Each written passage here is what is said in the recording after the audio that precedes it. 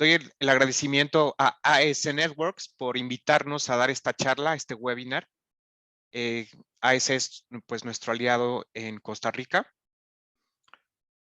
Y pues el tema de este webinar, como ustedes saben, es ransomware y estrategias de protección. En esta sesión vamos a dar una descripción general del ransomware, tácticas de implementación de ransomware, consideraciones de pago, así como recomendaciones técnicas de reducción de riesgos. En el panorama del ransomware, pues básicamente es un tipo de malware que es utilizado por grupos de amenaza para secuestrar los datos. Básicamente, pues se utiliza cifrado robusto y diferentes técnicas para eliminación de los archivos que están en los respaldos para después mandarle un mensaje a la víctima pidiéndole pues un rescate, ¿no? Que proporcione dinero a cambio de que se le regresen los archivos. Y además de esto, pues recientemente se ha visto que los grupos de amenaza no solamente secuestran los datos, sino que pues además tienen la capacidad de pues extraer los datos de las organizaciones comprometidas y después publicarlos en algunos portales con la intención de avergonzar a la víctima y pues dañar más su reputación, así como hacerla acreedoras a diferentes sanciones, pues por no resguardar la confidencialidad de estos datos, ¿no? Lo cual pues ha incrementado la probabilidad de pago, así como el rescate que se pide a las organizaciones comprometidas.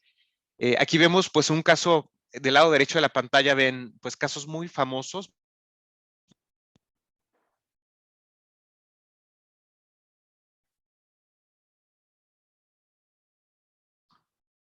¿Me escuchan? Sí, sí te escuchamos. Ok. Entonces les comentaba que han habido casos muy sonados, como el caso de Costa Rica, en donde, pues, como ustedes saben, seguramente incluso mejor que ellos saben que, pues, fue afectado por un malware muy popular llamado Conti, pues, que afectó a varias organizaciones y tuvo un impacto enorme.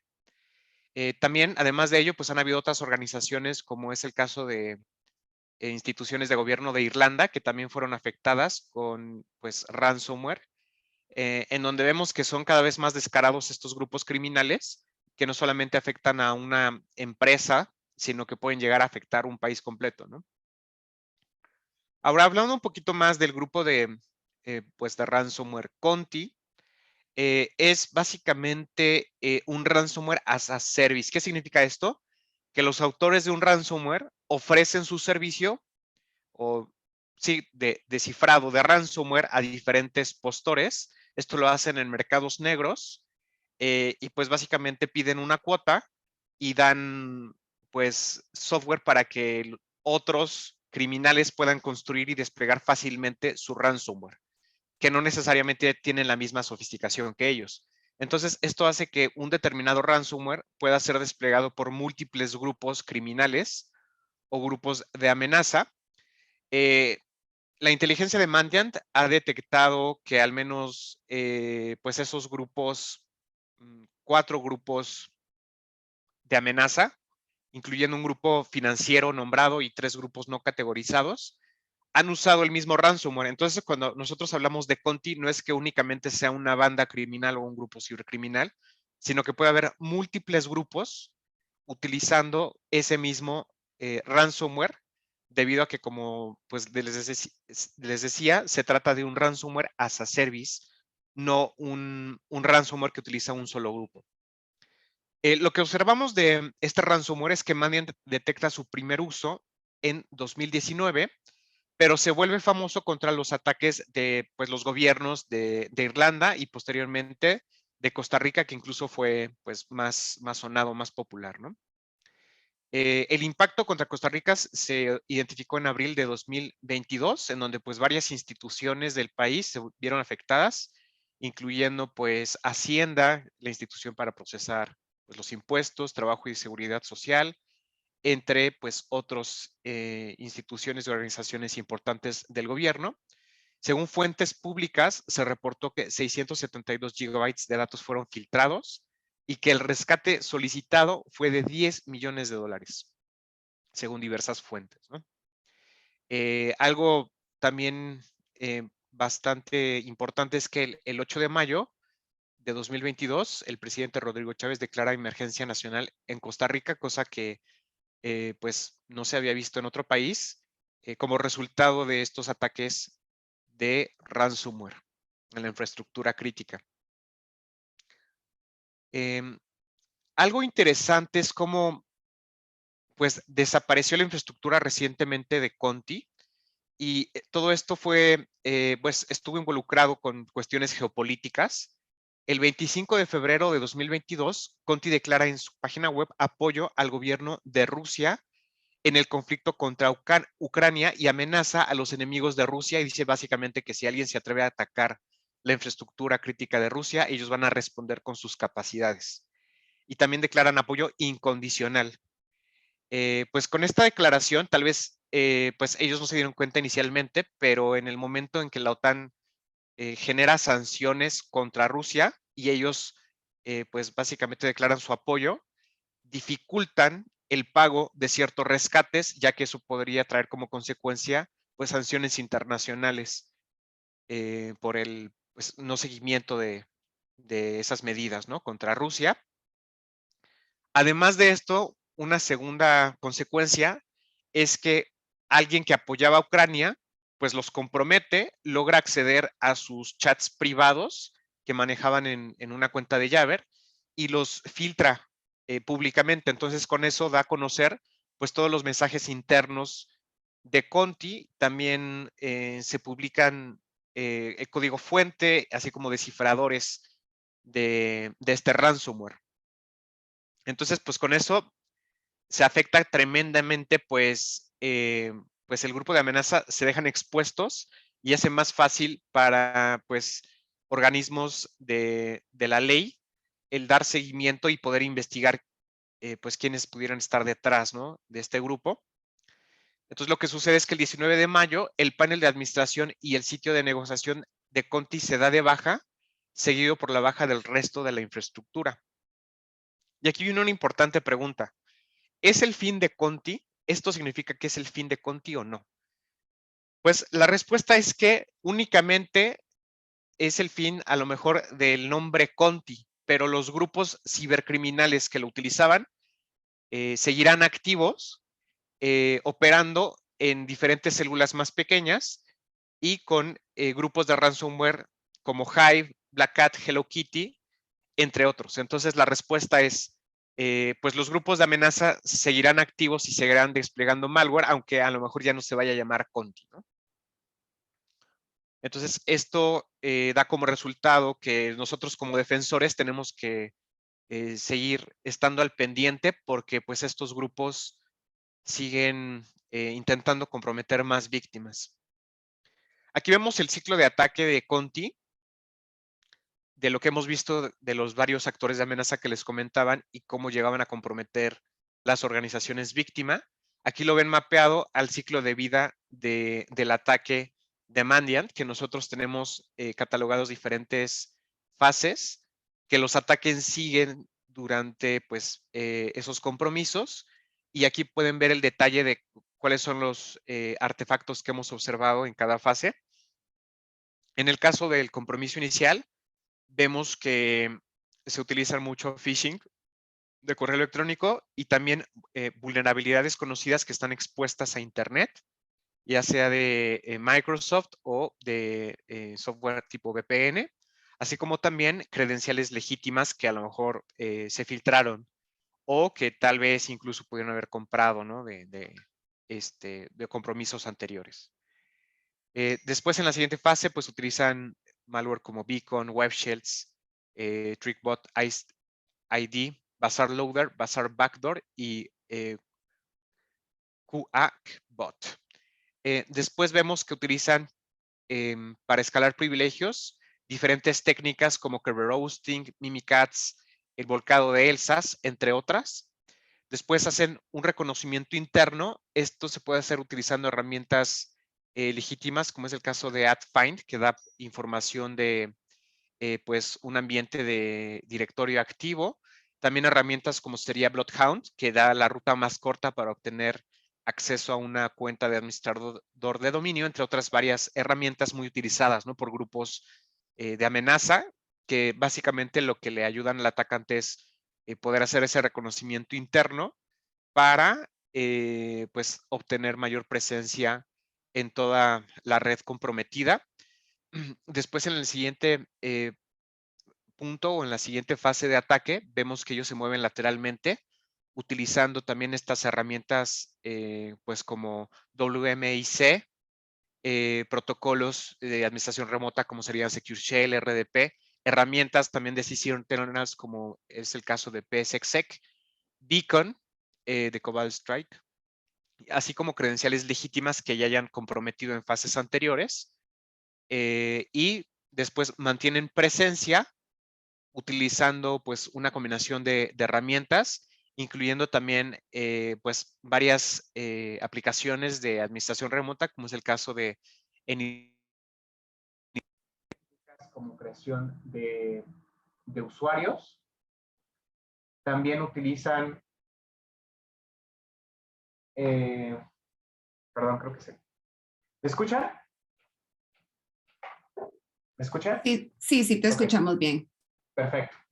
Bueno, como les decía, tenemos en esta fase de mantener presencia, pues también el uso de malware particular y otras herramientas adicionales. Pues esto, como pueden ver, detrás del diagrama es un ciclo continuo en donde a medida que ellos vayan encontrando más redes de estas organizaciones comprometidas, oficinas remotas o sucursales, pues siguen el mismo ciclo para continuamente tener mayor acceso con el propósito de poder ejecutar ese ransomware en la mayor cantidad de equipos que puedan, así como también identificar cuáles son los sistemas que se encargan de realizar los respaldos con la intención de desactivarlos si es que están bajo su alcance, ¿no? Esto es muy común, sobre todo en organizaciones donde dejan los respaldos en sistemas que están en línea, es decir, que están conectados, y eso les permite a los atacantes pues también cifrarlos. Entonces, vemos que si una organización no tiene respaldos fuera de línea, pues es susceptible a que un adversario que se dé el tiempo de investigar en dónde están esos sistemas, pues también los cifre.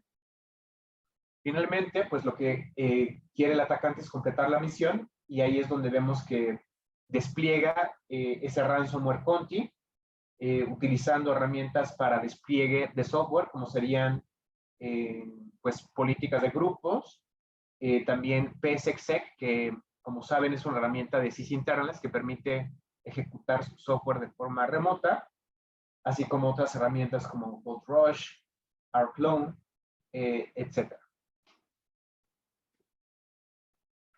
Aquí vemos dos grandes categorías pues que se ha utilizado por los actores de amenaza para desplegar ransomware. Vemos del lado izquierdo de la figura una orientación de pegarle a quien puedan, es decir, simplemente buscan vulnerabilidades conocidas, como sería Proxylogon, como sería Eternal Blue, y otras más como Log4Shell, en donde pues simplemente buscan víctimas que sean vulnerables a estos exploits de ejecución remota de código, y con ello despliegan el ransomware. Esto evidentemente no llega a tener tanto impacto porque nada más pega la primera capa de vulnerabilidad.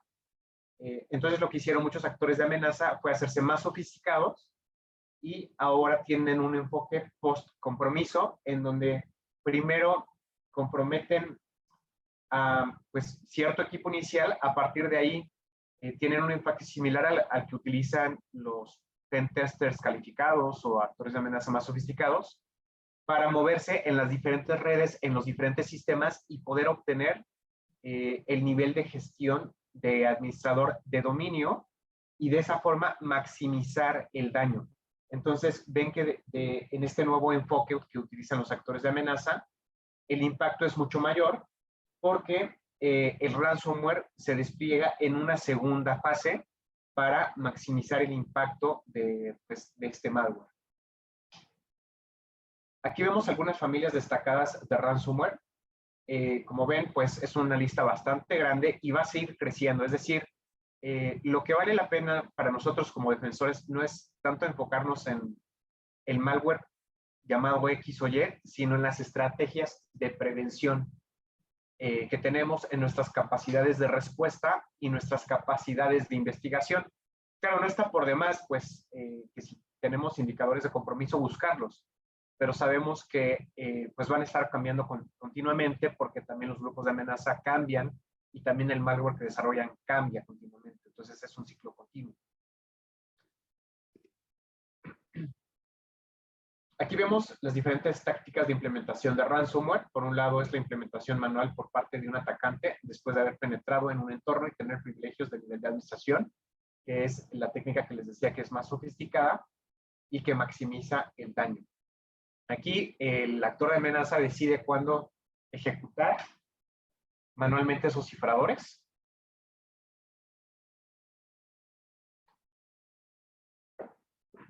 Y se implementan estos cifradores en todo el entorno utilizando pues varias técnicas, como son archivos por lotes de Windows, las mismas herramientas de despliegue que tenga la víctima si es que el actor de amenaza llega a tener acceso a ellas, como por ejemplo System Center, políticas de grupo, y pues es muy comúnmente utilizada la herramienta PSExec de Decision Internals, como les comentaba. Entonces aquí también mucho depende del nivel de sofisticación y el tiempo que tenga el atacante. Lo más rápido es usar algo como PSExec o WMIC. Realmente el obtener acceso a las herramientas de despliegue que usa la víctima, pues implica también que puede identificar qué herramienta era, que pudo obtener las credenciales adicionales y acceder a los sistemas, ¿no? Sin embargo, si tiene el nivel de acceso, pues se puede utilizar el mismo medio. Ahora, la otra táctica, pues es la propagación automática. Aquí es más similar a lo que sería como un gusano, porque básicamente se tiene identificada pues alguna vulnerabilidad remotamente explotable y se deja Internet a que le pegue a quien pueda, que sea vulnerable. Y ahí lo que sucede es que normalmente en cuanto se ejecuta, se despliega el ransomware en la misma fase y se le muestra pues la demanda del rescate a la víctima. Aquí es muy utilizado pues el protocolo SMB, así como otros protocolos como WMI, PSExec. Lo que hace en esta misma fase es que va y compromete un equipo, el que esté expuesto directamente. Puede ser que tenga algún componente automático de explotación de credenciales, las que están disponibles en ese equipo, y después va a tratar de propagarse a la red a los equipos que tenga disponibles o que sean alcanzables. Entonces, si ahí tenemos una buena gestión pues para aislar el tráfico de estos equipos, se va a limitar el daño que este tipo de malware automático puede llegar a causar. Siempre en el ransomware, pues tenemos que tomar una decisión importante, el pagar o no pagar el rescate. Y cualquiera de las dos vías, pues tienen implicaciones. Si nosotros pagamos, por un lado, puede ser que sea la única probabilidad de recuperar los datos, ya que inicialmente cuando el ransomware empezó, pues había mucho software que no era, pues estaba muy bien escrito, entonces tal vez no utilizaban criptografía robusta. Sin embargo, desde hace algunos años para acá, se ha visto que prácticamente todas las familias de ransomware populares utilizan criptografía robusta, con lo cual, pues no es viable recuperar los datos si no se paga el rescate, a menos de que a lo mejor alguna institución de seguridad o algún grupo de, pues como el FBI o similar, capture a este grupo y llegue a liberar las llaves pues para descifrar la información. Realmente nunca se tiene una garantía de eso, no sabemos si se van a liberar las llaves para descifrar, en muchas ocasiones no se hace, y si se utiliza criptografía robusta, no es viable pues hacer un ataque a esos archivos cifrados por el tiempo que se necesitaría y el poder de cómputo que se necesitaría para obtenerlo. Sin embargo, pues también tiene desventajas, como que si pagamos, pues no hay una garantía de que nos vayan a devolver los datos. Han habido casos en donde las víctimas pagan y simplemente, pues, el grupo de amenaza se desentiende y se desaparece y los deja con los datos cifrados y además sin el dinero. Si se opta por esto, pues lo que se recomienda es decirle al actor de amenaza que demuestre su capacidad para descifrar los datos, es decir, mandarle a lo mejor algún archivo cifrado, alguna muestra de archivos, tal vez algunas familias de malware pues aceptan que se les manden 5 archivos cifrados y ellos los descifran y los regresan a la víctima y con ello demuestran que tienen la capacidad para descifrar estos archivos. Bueno, esta práctica se recomienda si es que se opta por pues este camino. También implica que nosotros le estamos ayudando a los actores de amenaza a seguir con su negocio.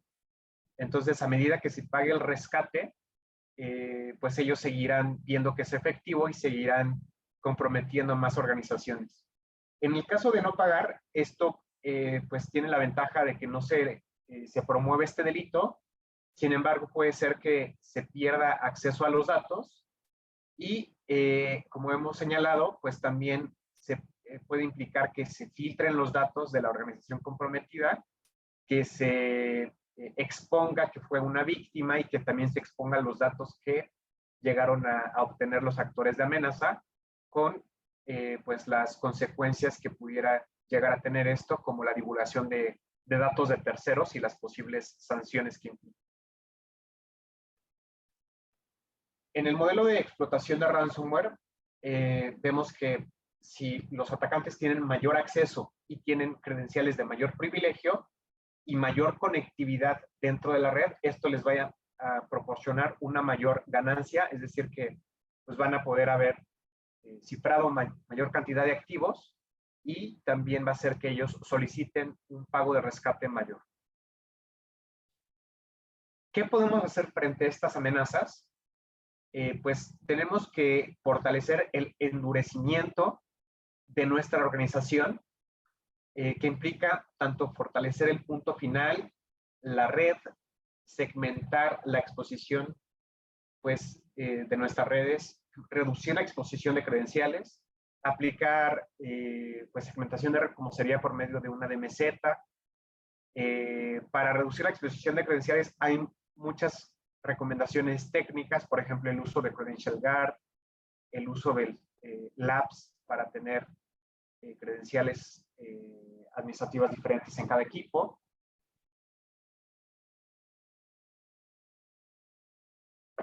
Así que, como también tener procesos probados de respaldo y recuperación de información. Es muy común que las organizaciones tengan algún proceso de respaldo y que esté ahí como lo tengan activo, pero muchas de ellas no los prueban y en el momento en que ya quieren probarlas, pues a veces resulta que ese respaldo no funcionaba o que hubo algún problema de diferente tipo. O como les decía, si únicamente tienen esos respaldos, pero están siempre en línea, pues a lo mejor sí van a funcionar para un proceso de a lo mejor alguna falla en un equipo, alguna falla de hardware, pero no van a ser efectivos contra un actor de amenaza que los pueda identificar esos sistemas en línea y también los pueda cifrar. Entonces es importante que en este proceso de respaldos también haya una parte que esté fuera de línea para tener la capacidad de restaurar los datos. Nosotros en Mandiant hemos preparado un informe con diferentes estrategias de protección y mitigación del ransomware, el cual lo tenemos públicamente disponible en la URL que está desplegada en la pantalla y que nosotros pues lo ofrecemos como un servicio a toda la comunidad para que pues puedan protegerse mejor contra la amenaza del ransomware. Y justo como está enfocada a técnicas de prevención y no enfocadas a cierto ransomware en particular, pues les van a dar la mejor postura para protegerse frente a futuras amenazas, ¿no? Además de las actuales amenazas de ransomware que existen. Y realmente es un documento que viene muy, muy puntual, muy detallado para que se puedan pues, aplicar todas esas estrategias de mitigación. ¿Cómo se obtiene el acceso por parte de actores de amenaza que despliegan ransomware? Pues una de ellas es el acceso a sistemas externos en donde pues se explotan diferentes vulnerabilidades que le dan a la víctima la capacidad de ejecutar comandos de forma remota. Y aquí ustedes pueden ver en esta lámina, en la parte de la derecha, diferentes ejemplos de vulnerabilidades que han sido explotadas para desplegar ransomware. Vemos pues casos como Eternal Blue, así como varias vulnerabilidades de 2019, de 2020 y de 2021. En el caso de 2021, pues está la muy infame Log4Shell, que probablemente recuerden, pues que fue muy utilizada por actores de amenaza y que permitía comprometer sistemas con el simple hecho de mandar una cadena de texto, que eso hacía que los sistemas remotos vulnerables pues fueran y descargaran una carga útil de segunda fase, con lo cual ya le podía dar a un actor de amenaza la capacidad de ejecutar comandos en esos equipos. Y bueno, pues se podía utilizar para muchos fines, no solamente ransomware, sino también espionaje, exfiltración de información, etcétera. Hemos visto que pues estas vulnerabilidades de ejecución remota de código, tarde o temprano, se utilizan por grupos criminales que despliegan ransom. Normalmente no se utilizan tan rápido. Los que son más rápidos son lo que nosotros catalogamos como las amenazas persistentes avanzadas, son los que tienen el mayor nivel de sofisticación y prácticamente en pocos días de que se da a conocer determinada pues, vulnerabilidad explotable remotamente, ellos ya la están explotando. O incluso antes, ¿no? Como es el caso de Eternal Blue, se dio a conocer porque un grupo avanzado ya le estaba explotando y la estuvo explotando durante muchos años. Y cuando se dan a conocer, dependiendo del nivel de sofisticación del actor de amenaza, la pueden utilizar desde pocas horas, pocos días después, hasta varias semanas después. Entonces, sucede mucho que como no todas las organizaciones aplican las actualizaciones, pues aunque ya sea conocida y un poco vieja, van a haber grupos de amenaza que las van a explotar para comprometer organizaciones y después pedir el rescate, ¿no? Al desplegar el ransom. También tenemos otra categoría que en sistemas externos y expuestos a Internet, pues les pegan o los atacan con credenciales ya sea débiles, credenciales conocidas que se desplegaron en otras filtraciones, en otros compromisos, o bien por medio de la compra también de accesos, que hay grupos de amenaza que buscan a ciertos usuarios de sus organizaciones víctimas y les ofrecen dinero para que les den credenciales, no es lo más común. También se llega a dar pues por medio de phishing, otra gran categoría, se envían correos de suplantación de identidad y a la víctima se le engaña para que termine accediendo a un portal en donde da sus credenciales o para que ejecute cierto malware en su equipo, en donde esta víctima pues realmente no va a ser consciente de lo que está haciendo. En este caso pues es importante fortalecer las campañas de concientización de seguridad para que los usuarios estén pues al tanto de este tipo de ataques y sea más difícil que caigan en este tipo de ataques de suplantación de identidad o phishing. ¿Cómo los atacantes obtienen credenciales de segunda fase? Es decir, aquí ya ellos están en un equipo inicial que comprometieron. ¿Cómo le hacen para obtener credenciales de mayor privilegio? Pues hay muchas estrategias. Hay software que permite desplegar las credenciales en texto claro que están en memoria, como sería el caso de Mimikatz, que también se puede utilizar la herramienta ProcDump de sysinternals, además de otras estrategias, para volcar el proceso de Windows que se llama LSASS y que tiene en su memoria pues credenciales, contraseñas y usuarios adicionales que se pueden utilizar para tener acceso a otros equipos. También se puede utilizar el mismo administrador de tareas de Windows para hacer el volcado de este proceso que les comentaba.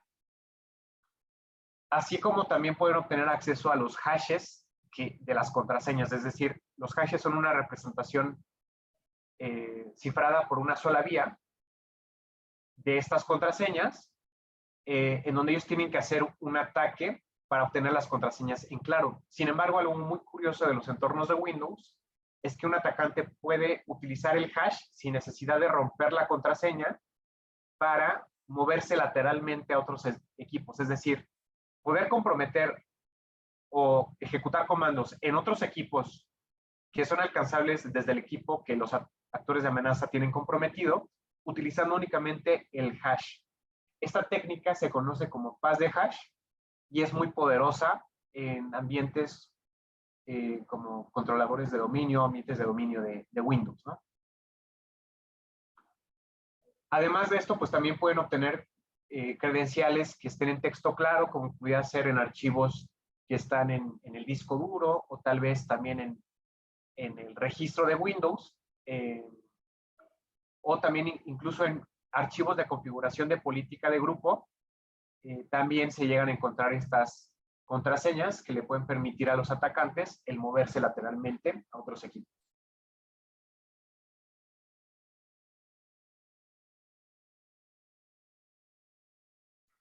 Hay una técnica que ha sido muy popular en los últimos años, conocida como Kerberos roasting, y consiste en que se solicitan tickets de Kerberos para diferentes cuentas en el ambiente de Windows, y pues resulta que estos tickets están cifrados con la contraseña de esas cuentas. Entonces lo que hacen los atacantes es colectar los tickets y generalmente los extraen a otro sistema en donde ellos hacen un ataque de diccionario o de fuerza bruta sobre esos tickets. Entonces, si esas contraseñas son débiles, los atacantes pueden descifrar las contraseñas y después ocupar esas cuentas para moverse lateralmente en el entorno. Algo bastante curioso es que para utilizar esta técnica en un dispositivo final, los actores de amenaza no requieren privilegios de administrador local, es decir, que pueden utilizar una cuenta limitada en el dominio y limitada en el punto final y aún así obtener los tickets cifrados, y si las contraseñas son débiles de esas cuentas, en un solo paso van a potencialmente obtener acceso de administrador de dominio en ese ambiente. Es muy común, desafortunadamente, que las cuentas de servicios en los ambientes de Windows pues tengan permiso de administrador de dominio y que además no se cambien regularmente. Entonces esas generalmente son las cuentas que llegan a obtener por medio de este ataque de Kerberos roasting.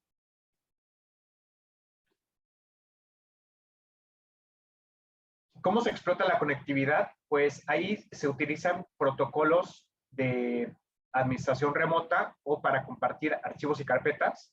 En el caso de Windows, pues uno de los protocolos más utilizados para hacer este movimiento lateral es SMB, que pues como ustedes saben es el protocolo para compartir archivos y carpetas en Windows, aunque ha sido catalogado por algunos en son de burla como el protocolo de movimiento lateral de Windows.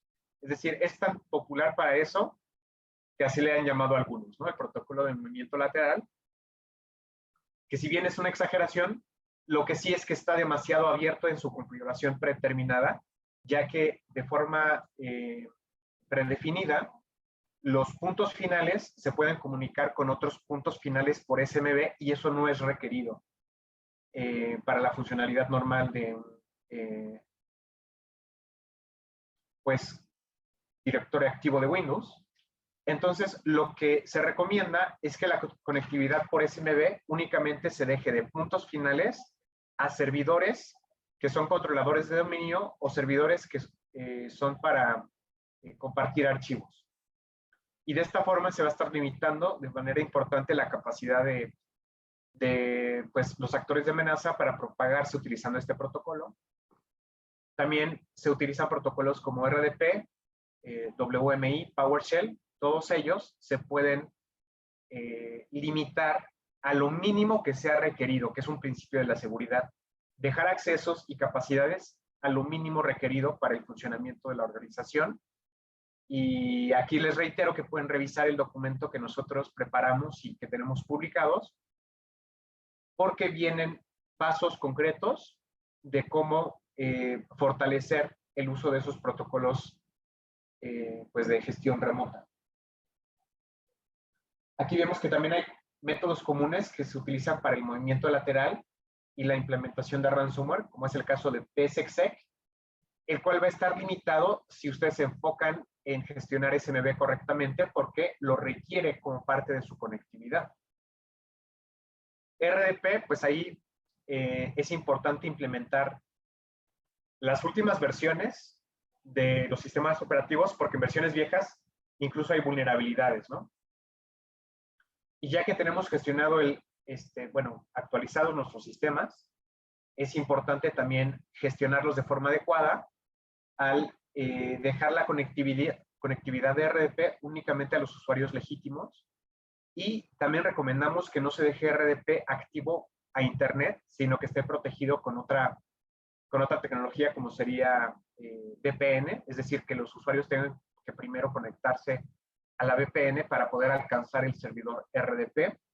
De esta forma sería mucho más seguro. También el implementar lo que sería doble factor de autenticación para reducir aún más los riesgos. Esa es, bueno, la mejor práctica, ¿no?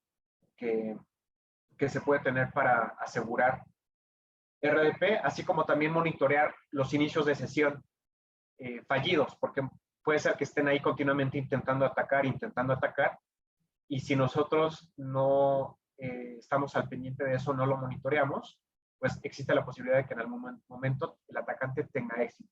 Entonces también hay que estar monitoreando continuamente pues ese tipo de ataques. También vemos que hay diferentes scripts que aprovechan la conectividad por SMB o WMI, pues para desplegar diferente software de forma remota, incluyendo lo que podría ser un ransom. ¿Qué protecciones de acceso podemos implementar? Pues en el caso de los sistemas externos, identificar y mitigar la falta de actualizaciones que pues, puedan tener estos sistemas, protegerlos, como les decía, con algo como pues, software VPN cuando se trate de protocolos de administración remota. También implementando el doble factor de autenticación se reduce mucho pues el grado de compromiso potencial.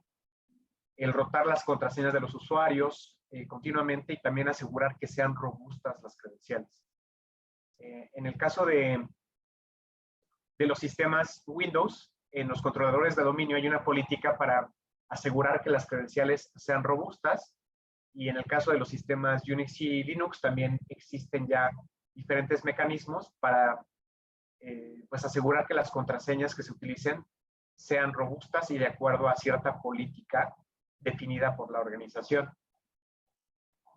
Es importante buscar sistemas en donde tengamos SMB versión 1 y deshabilitarlos, porque pues este protocolo ya es muy vulnerable y prácticamente estaríamos pidiendo que nos comprometan si es que lo tenemos activo, ¿no?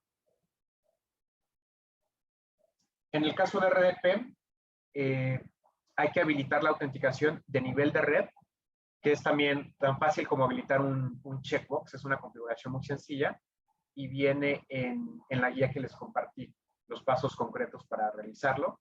En los sistemas que están expuestos, pues el tener una DMZ y asegurar que toda comunicación entre la DMZ y la red interna esté adecuadamente supervisada y monitoreada, y que todos los equipos que tenemos en la DMZ se les haya aplicado un endurecimiento o hardening.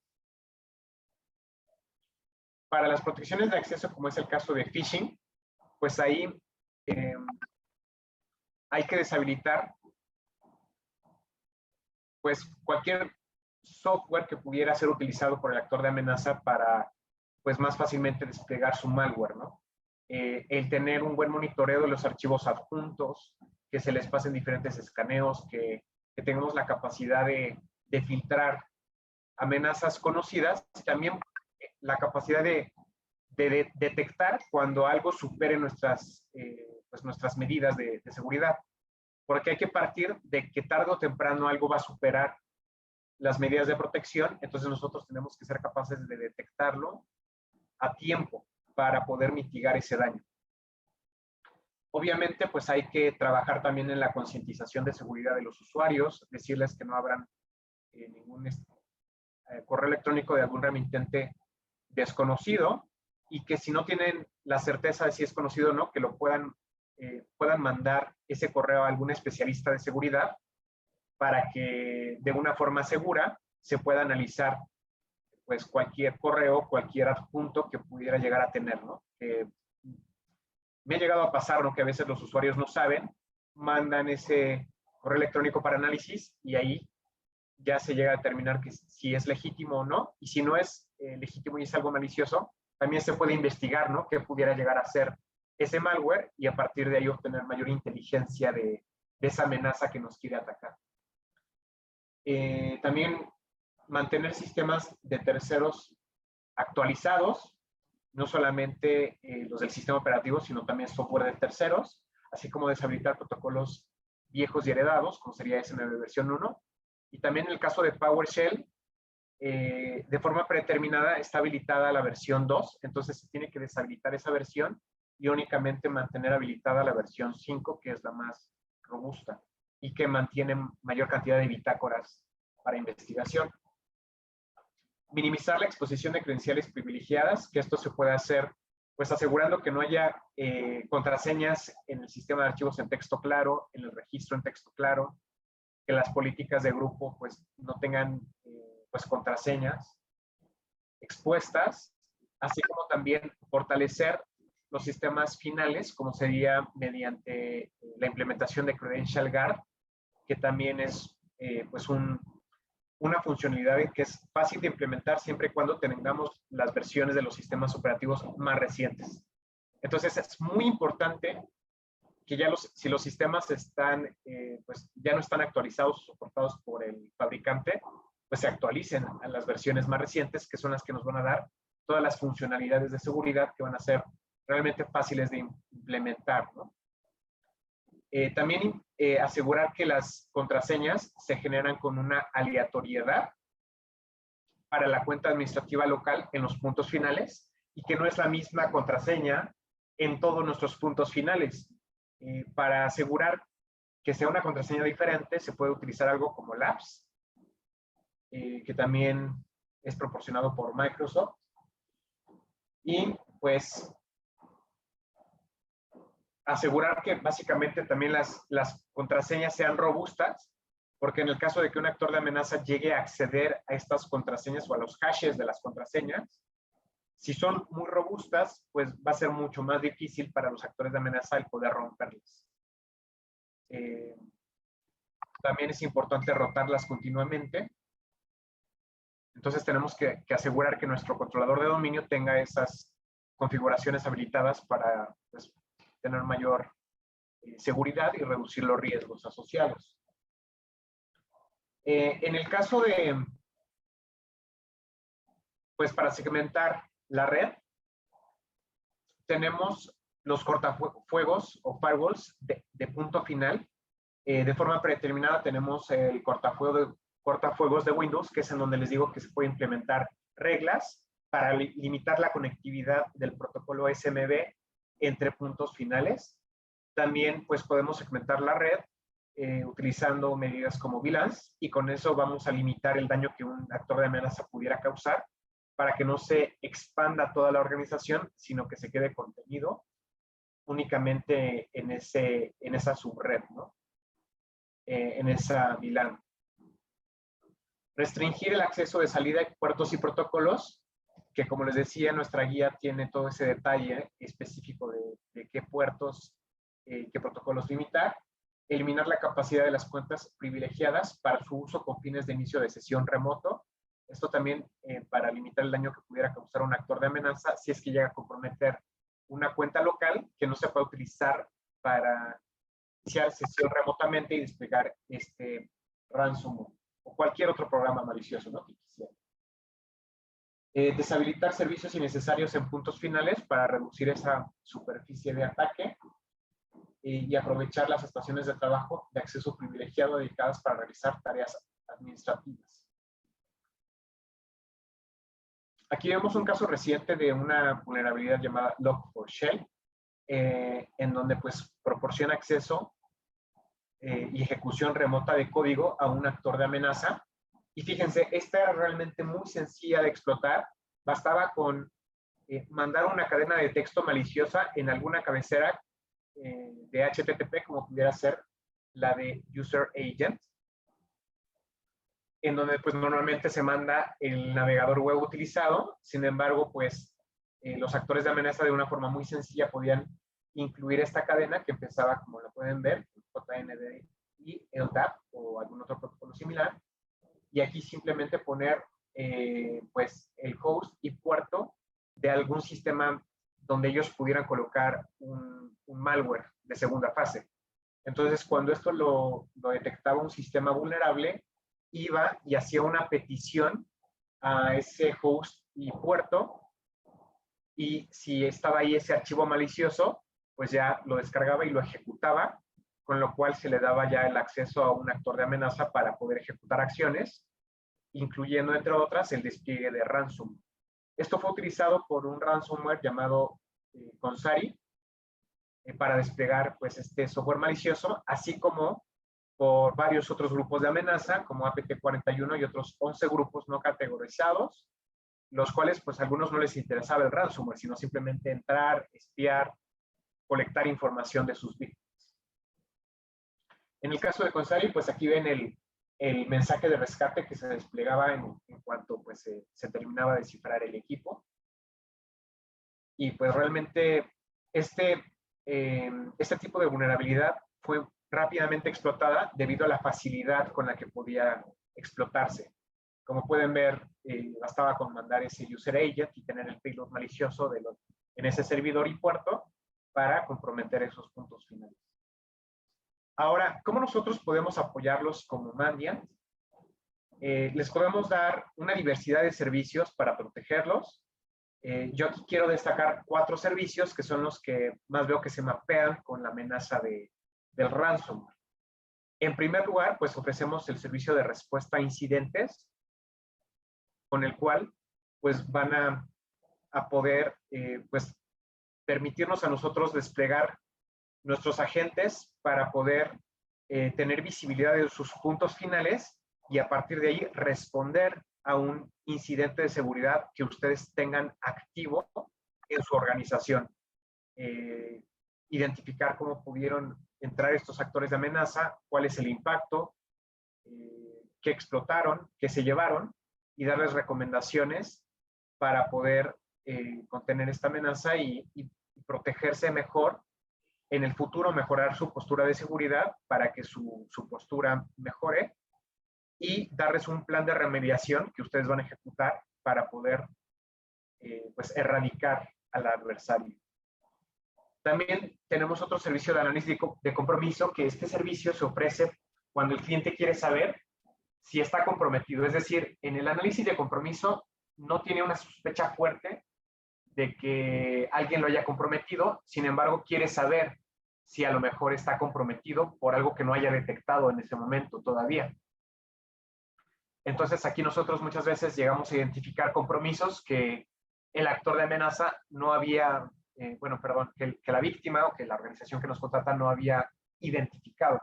Entonces que tiene algún actor de amenaza por ahí activo, o en caso de que nosotros no identifiquemos alguna amenaza, pues también se los vamos a hacer saber, que de todas formas, en cualquier caso, nosotros identificamos mucha oportunidad de mejora de su postura de seguridad. Entonces, hacemos recomendaciones para que mejore esa postura en caso de que en algún momento llegan a ser víctimas de algún ataque. También damos el servicio de expertos bajo demanda, en donde básicamente es como una póliza de seguro, en donde la organización puede contratar pues nuestros servicios y eso le garantiza un nivel de servicio a la respuesta, es decir, que nosotros vamos a responder en determinada cantidad de tiempo y lo tiene garantizado, y que también las horas de consultoría van a ser más baratas. A diferencia de que si no es nuestro cliente y nos busca para una respuesta a incidentes y tenemos mucho trabajo, pues no necesariamente vamos a poder garantizar el responder si estamos llenos de casos. Y también pues la hora de consultoría va a ser más cara. En expertos bajo demanda también ofrecemos acceso a nuestro portal de inteligencia que se llama Mandiant Advantage, que tiene mucha inteligencia de los actores de amenaza, así como campañas que seguimos, y también van a tener acceso a un reporte mensual y a poder hacer preguntas a nuestros expertos. Es decir, si ustedes tienen alguna pregunta pues compleja, avanzada, pues va a haber un consultor experto en ese tema que va a recibir la pregunta y va a mandarles la respuesta. Por último, el servicio del que les quiero platicar aquí en esta sección es la de evaluación de ransomware, que es ejecutada por nuestro equipo de Red Team, que es pues, un equipo técnicamente pues, muy avanzado que simula lo que puede hacer un actor de amenaza y tienen pues habilidades similares, solamente que obviamente nuestro equipo de Red Team actúa de forma ética y lo que va a estar haciendo aquí es evaluar cuál sería la postura de la organización frente a un ransomware, simulando lo que un ransomware haría en sus redes, pero sin que sea un ransomware real para no exponer a la organización frente pues, a esta amenaza, ¿no? Entonces, estos son los servicios que en este momento veo que se acoplan más a lo que sería el tema de ransomware, así como también pues, servicios de capacitación y entrenamiento. Nosotros también damos el curso de respuesta a incidentes empresarial de Windows, con lo cual pues, les serviría a las organizaciones para tener una mayor preparación y saber cómo poder investigar un incidente, cómo responder a un incidente empresarial, cómo se pueden ir buscando pues esta información del movimiento lateral para obtener los indicadores de compromiso e identificar el alcance de alguna amenaza, ¿no? Que pudieran llegar a tener. Y con ello, pues con esta presentación de los servicios que les podemos ofrecer como Mandiant, cierro mi presentación. Les agradezco por su atención, su participación